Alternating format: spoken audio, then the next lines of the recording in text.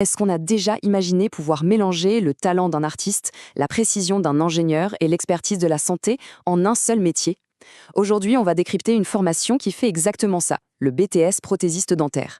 Si les mots créativité, rigueur et nouvelles technologies font tilt, alors ce qui suit pourrait bien vous intéresser.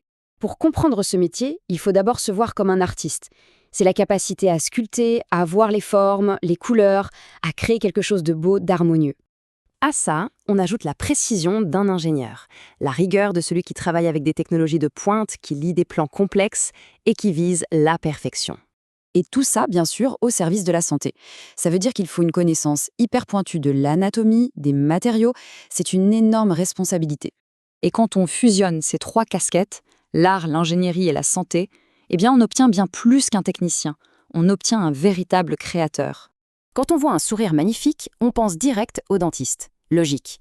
Mais juste derrière, il y a un expert de l'ombre, un vrai sculpteur high-tech, c'est le prothésiste dentaire. Alors, attention, on va tout de suite casser un mythe. Ce n'est pas juste la personne qui fabrique des dents. Non, non.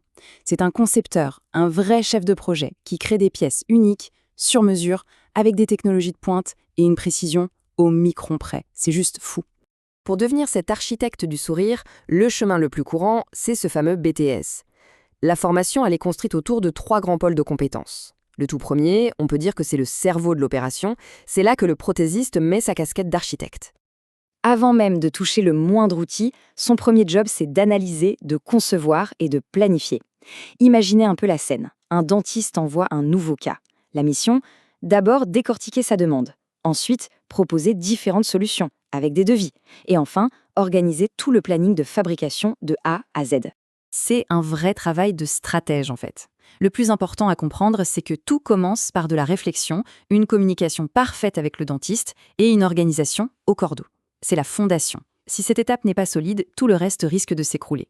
Bon, une fois que le plan de bataille est validé, on passe au deuxième pôle. Et là, c'est le moment où le projet prend enfin vie. On entre dans la création pure, avec un mélange super intéressant de savoir-faire artisanal et de technologie de pointe. C'est là qu'on voit bien la double casquette du prothésiste.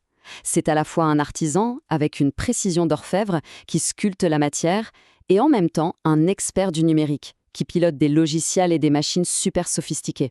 Et le BTS, justement, il apprend à jongler entre ces deux univers. Aujourd'hui, le métier est devenu quasi entièrement numérique. Oubliez l'image du petit atelier, on est bien plus proche d'un studio de design 3D. Concrètement, comment ça se passe?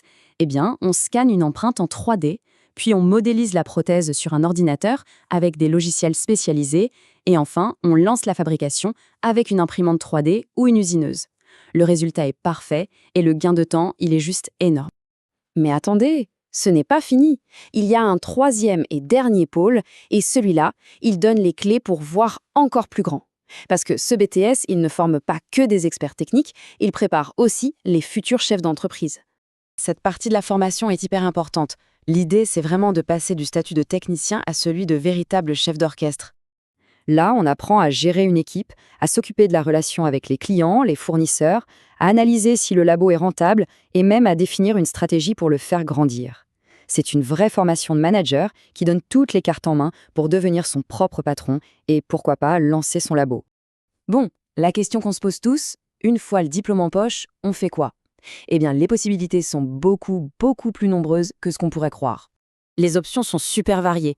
On peut bien sûr devenir technicien expert dans un grand labo ou, comme on vient de le voir, créer sa propre boîte.